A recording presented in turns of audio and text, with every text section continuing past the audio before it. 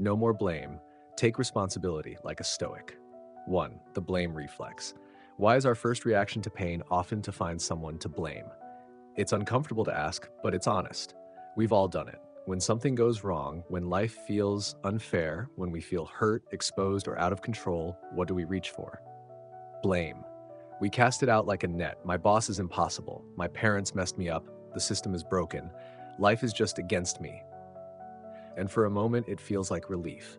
Blame gives us a target, a simple explanation, someone or something to carry the burden.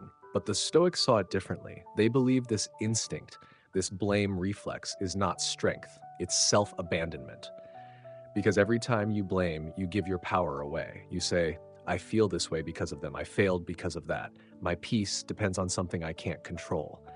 And when you believe that, you become a passenger in your own life. 2. The Stoic view. Blame weakens the soul.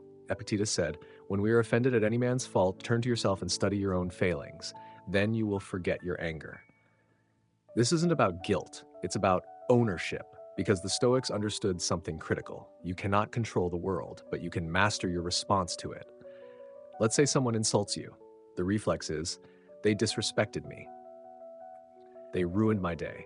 But a Stoic asks, why does this disturb me? Is it truly their words or my reaction to them? The Stoic doesn't pretend pain isn't real, but they refuse to be ruled by it. Marcus Aurelius wrote, choose not to be harmed and you won't feel harmed. Don't feel harmed and you haven't been. This isn't denial, it's agency. Your interpretation is often more powerful than the event itself. From blame to responsibility. We don't just blame people, we blame life. I was born into the wrong circumstances, I missed my chance, it's too late for me now. But again, Stoicism brings us back to what we do control.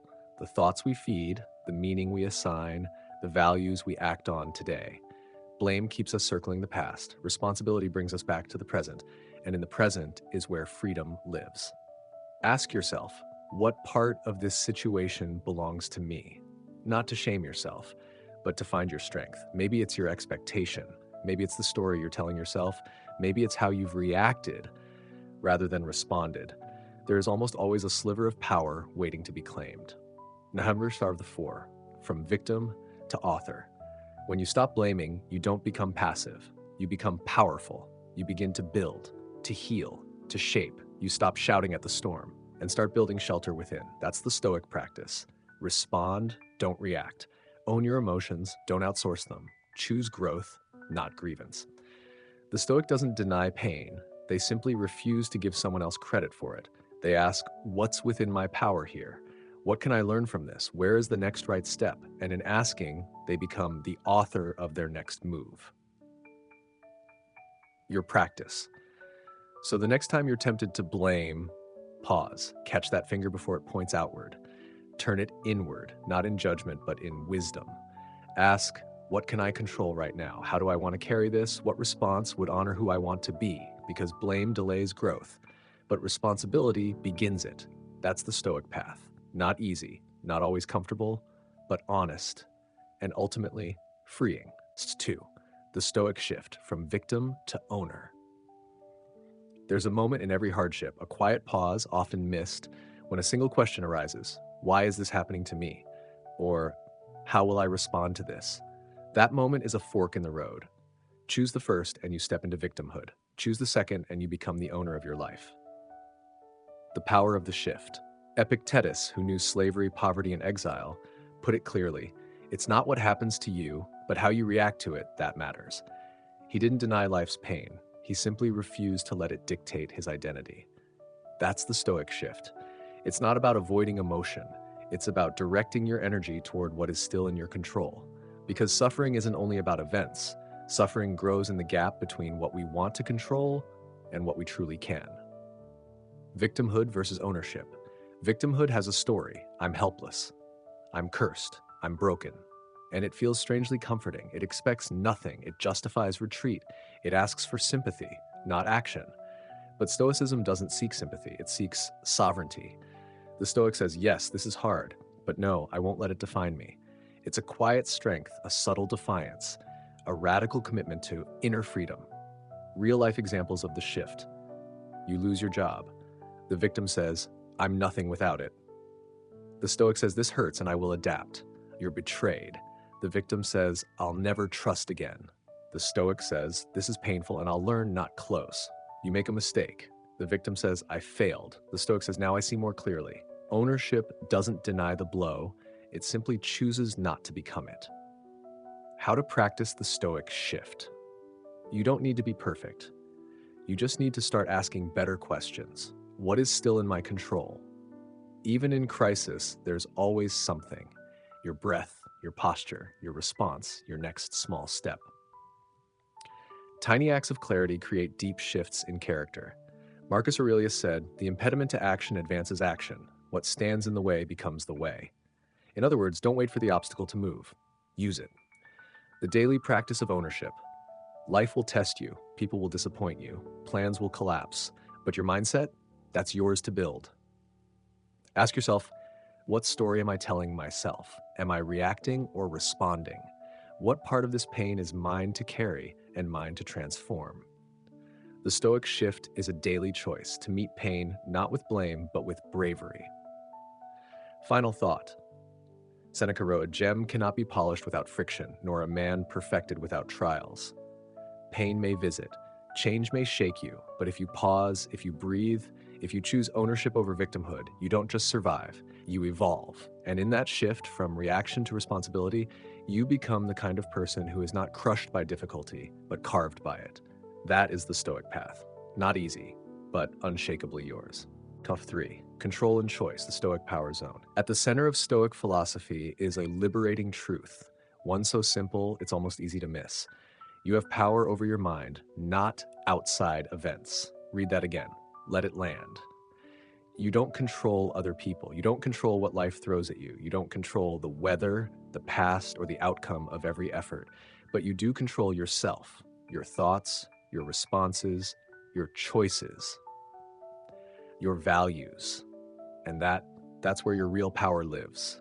2 zones, control versus no control. The Stoics taught that peace comes when you clearly divide the world into 2 zones. Within your control, your judgments, your actions, your mindset, your effort, your principles. Outside your control, other people's opinions, the past, the future, random outcomes, what others do or feel. Mix these up and you suffer. Separate them and you begin to rise. The mistake most people make. Most people spend their lives reacting to what they can't control. A rude comment, a failed plan, a slow driver, a missed opportunity, an unpredictable economy, and in doing so, they unknowingly give away their peace, moment by moment, thought by thought. But the Stoic sees this clearly. You don't need to control everything. You just need to control how you respond to it. Your focus shapes your reality. Think of your mind as a garden. Whatever you focus on, you're watering. If you pour attention into resentment, worry, or blame, that's what grows. But if you nourish patience, discipline, and gratitude, you cultivate a more powerful inner life. That's the Stoic way. Not to ignore the world, but to choose how to meet it. Real-world examples. You get cut off in traffic. Do you rage, or do you breathe and carry on in peace? You work hard, but don't get the result you hoped for.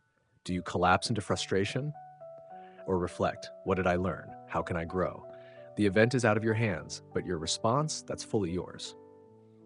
The power zone is a choice. Epictetus made it plain. Some things are up to us and some are not. When we forget this, we suffer twice.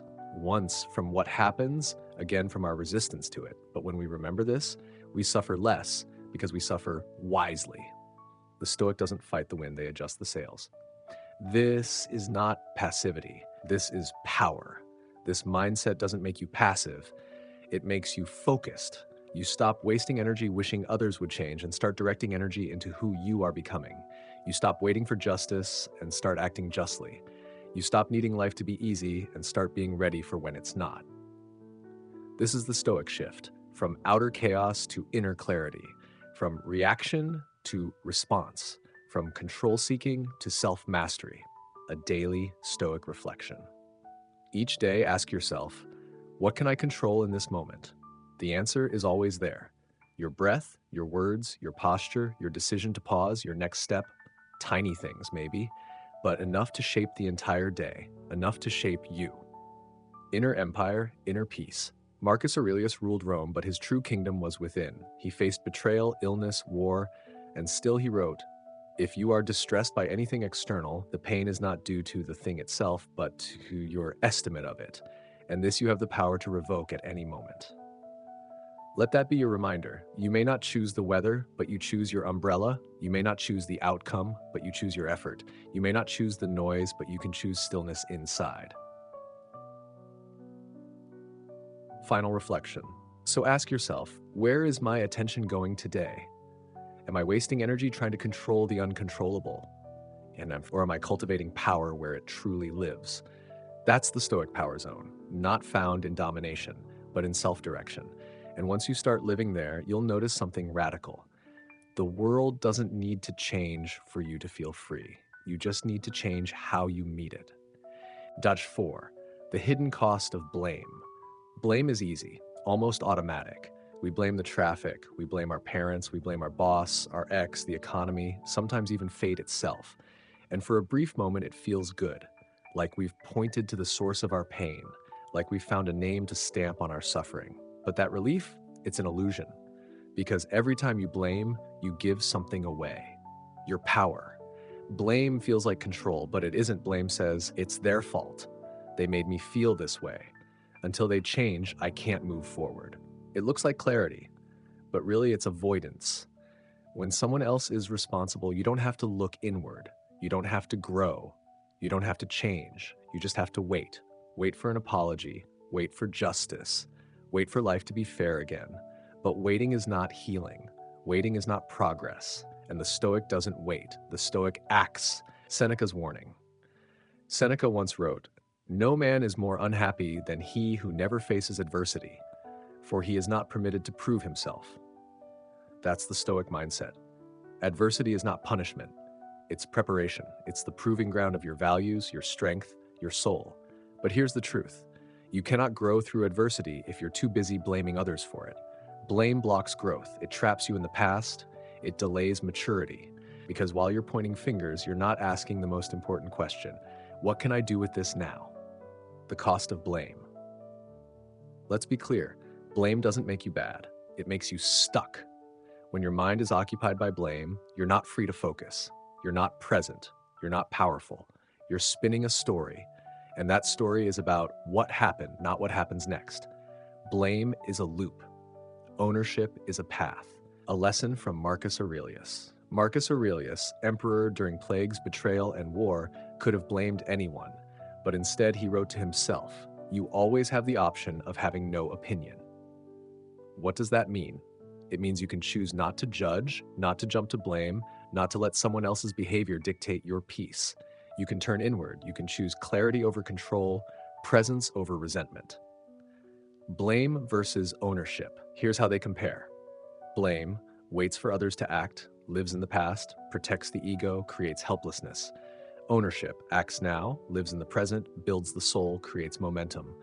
When you choose ownership, you say, I may not have chosen this, but I choose my response. That's power. That's freedom. What about real harm? This doesn't mean ignoring real pain. It doesn't excuse injustice or betrayal. But Stoicism teaches, even when pain is real, you don't have to let it shape the rest of your life. You can grieve, forgive, learn, without surrendering your future to someone else's past. Because the more you blame, the longer you stay hurt. And you are not here to stay hurt. You are here to grow. What would you do without blame? Here's a simple but powerful question.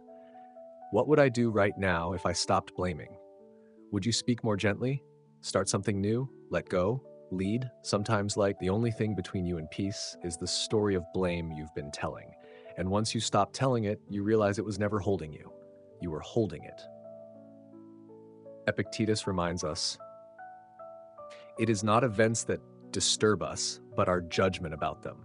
And blame is just that, a judgment, one that says, I am not in control, but you are. You always were, because control is not about the world. It's about yourself, your mindset, your next move, your values, even in chaos. A Stoic practice for today. Try this. When something triggers you, pause. Before you point the finger, ask, what part of this can I take responsibility for? Maybe it's your breath, your reaction, your tone, your next step. You don't have to fix everything. You just have to stop blaming long enough to choose differently. That's how the Stoic meets the storm, not by cursing the waves, but by becoming the kind of person who knows how to sail. So the next time blame calls out to you, offering comfort, distraction, or an excuse, remember the cost.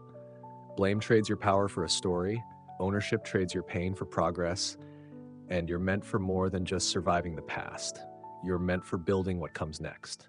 This is 5. Radical responsibility, owning your inner world.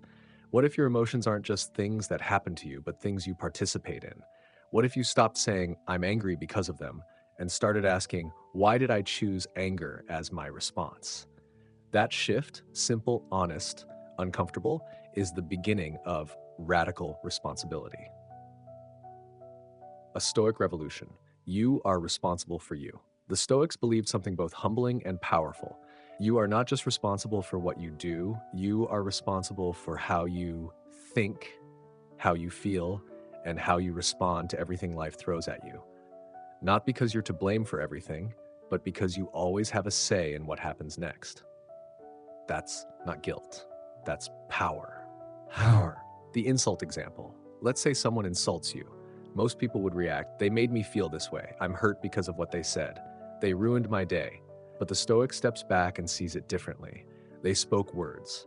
I interpreted those words. I chose anger as my response. That doesn't mean the insult was okay. It means your reaction belongs to you. As Epictetus famously said, it's not events that disturb us, but our judgments about them. It's not the insult itself, it's what you think the insult means about you. Freedom and ownership. Here's a bold truth. If someone else is responsible for your emotions, then someone else is in control of your life. But if you are responsible, then you are in charge. This is radical responsibility. Not the kind that blames you for your pain, but the kind that empowers you to shape your response. Rewriting the inner script. Notice how language shapes power. Instead of saying, he made me mad, she ruined my day, they triggered me. Try, I allowed anger to rise. I gave away my peace. I reacted instead of responding. This isn't self-judgment, it's self-liberation, because if you gave away your peace, you can also reclaim it. The soul follows the mind. Marcus Aurelius wrote, the soul becomes dyed with the color of its thoughts. If your thoughts are filled with resentment, fear, and blame, so becomes your inner life. But if your thoughts are rooted in courage, clarity, and discipline, you start building strength from within. Every moment becomes a brushstroke. You are painting your soul. A Stoic reflection exercise. Pick one emotion you felt recently, maybe frustration, envy, guilt, or overwhelm. Then ask, how did I contribute to this? Not to blame yourself, but to locate your power. What story did you tell yourself? What expectation was unmet? What belief got in the way? This kind of honesty is rare, but it's how freedom begins. What radical responsibility is and isn't. It is not suppressing your emotions, pretending everything is fine, taking blame for what others did. It is becoming aware of your inner reactions, pausing before you respond, asking, what is the most skillful response I can choose right now? Sometimes it's as simple as a breath. Sometimes it's walking away. Sometimes it's just choosing silence over retaliation. From powerless to powerful, Seneca wrote, we suffer more often in imagination than in reality. And often what we suffer from is the belief that we are powerless. But the Stoics remind us, you may not control the world, but you always control how you frame it. That framing is everything. A simple shift. Next time something triggers you, try this. I feel angry. I'm choosing anger right now. I'm anxious. I'm letting fear run the show. I'm overwhelmed. I'm stacking too many thoughts at once. This isn't denial, it's direction. It turns emotion into awareness, and awareness into action. The gift of inner authority. Radical responsibility isn't a burden, it's a gift. Because once you own your emotions, you stop being owned by them. Once you stop blaming, you stop waiting. And once you stop waiting, you start building from the inside out. That's how Stoicism leads you back to your center, not with force, but with freedom. 6. Living the philosophy, daily practice of ownership. Imagine starting your day with one simple promise. Today I own my reactions. Not the weather, not what other people say, Not what goes wrong or doesn't go your way, just this: I own how I show up. That's Stoicism in motion, not just a philosophy to believe, but a way of life to practice. The Stoics were practitioners, not performers. Seneca, Epictetus, Marcus Aurelius, they weren't perfect. They didn't try to be, but they did something more powerful. They practiced, they reflected, they showed up, intentionally, repeatedly, and that's where real strength comes from. Not from heroic speeches, not from once-in-a-lifetime epiphanies, but from the tiny private choices you make when no one's watching. What daily ownership looks like. Ownership isn't a big, dramatic declaration. It's found in small, steady moments of awareness, like taking a breath instead of snapping, saying "I'm sorry" without the word "but," choosing silence over proving a point, accepting that today wasn't perfect, but you showed up anyway. The Stoics understood that these moments, though quiet, are where transformation begins. The evening check-in. Each day offers lessons. If we take time to listen, that's where reflection becomes your teacher. Tonight, before sleep, try this. Ask yourself, where did I shift blame today? Where did I give away my power? Where could I have responded better? You don't need to judge, just notice. Maybe it was blaming traffic for your bad mood. Maybe it was reacting defensively in a conversation. Maybe it was telling yourself, that's just the way I am. But the truth is, once you see it, you can shift it. Not through shame, but through gentle, honest pattern recognition. Marcus Aurelius journaled for the same reason. Not to impress, but to stay grounded. In the middle of war, betrayal, and power. You can do it too. The morning reset. And when a new day begins, return to your promise. Today, I own my reactions. Not perfectly, but consciously. Picture the moments that usually trigger you. Then imagine pausing, breathing, responding with clarity instead of reaction. That's how you begin shaping the day, before it shapes you. A simple daily ritual. Morning, sit in silence for 2 minutes. Repeat slowly. Today, I own my reactions. Visualize common challenges and your intentional responses. Evening. Open your journal and write, one thing I did well today, one moment I could have owned better, one choice I'm proud of, one reaction I want to improve tomorrow. That's it. No perfection, just presence. From blame to building. The moment you stop blaming, you stop waiting. You stop waiting for people to apologize. You stop waiting for things to go your way. You stop waiting for the world to be fair. You simply begin. You begin building. Patience, presence, power. Because ownership puts you back in the driver's seat of your life. The pause is power. Next time you feel triggered, before you point the finger outward, pause and ask, what's mine to own here? Maybe it's your breath, maybe it's your tone, maybe it's your willingness to start fresh. That pause, that's where your strength lives. Epictetus said, freedom is the only worthy goal in life. It is won by disregarding things that lie beyond our control.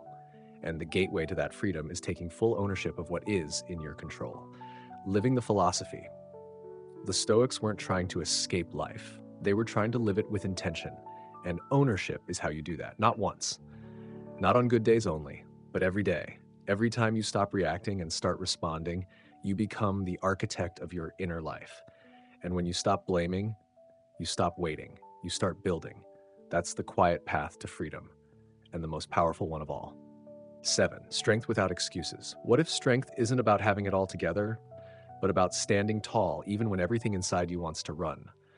What if a powerful life isn't a life without pain, but a life lived without excuses? That's the Stoic life. Not cold, not numb, but quietly powerful, anchored in ownership, not avoidance. Everyone hurts. We all face wounds.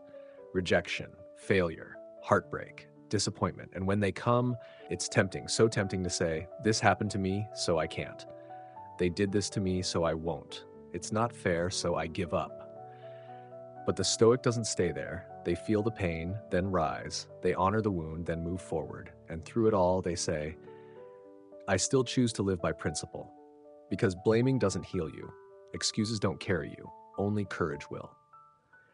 Be one. Now. Marcus Aurelius, Emperor of Rome, wrote, waste no more time arguing about what a good man should be. Be one. He didn't say be one when your pain disappears. Be one when they apologize. Be one when life gets easier. He said, be one. Now.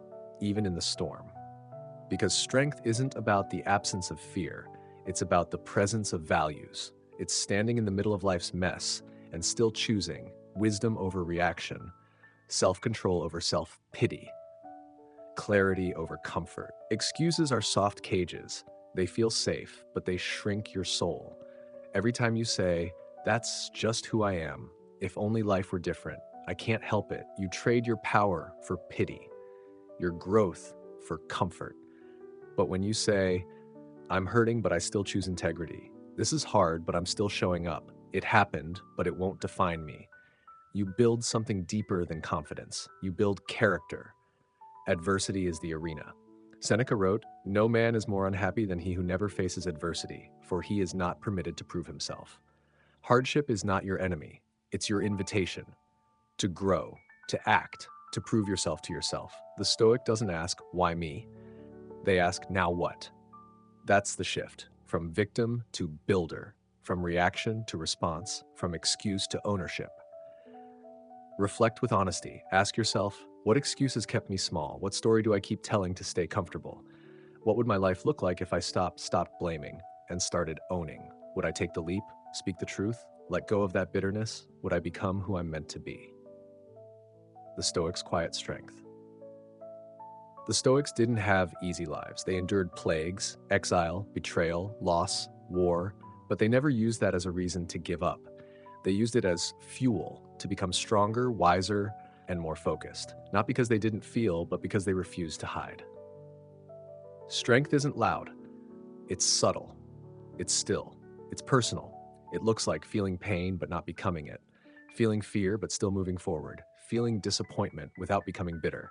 It's choosing to live with depth and purpose even when life doesn't cooperate. That's Stoic strength. Not perfection. Not ease. Just relentless responsibility. Final reflection. So ask again, what would your life look like if you stopped blaming and started owning? You don't need to be fearless. You just need to be willing. Willing to rise, willing to grow, willing to live with strength without excuses. Because in the end, the world might shake, people might fail you, life might hurt, but if you own your response, you will always find your power. And from that place, no excuse can hold you.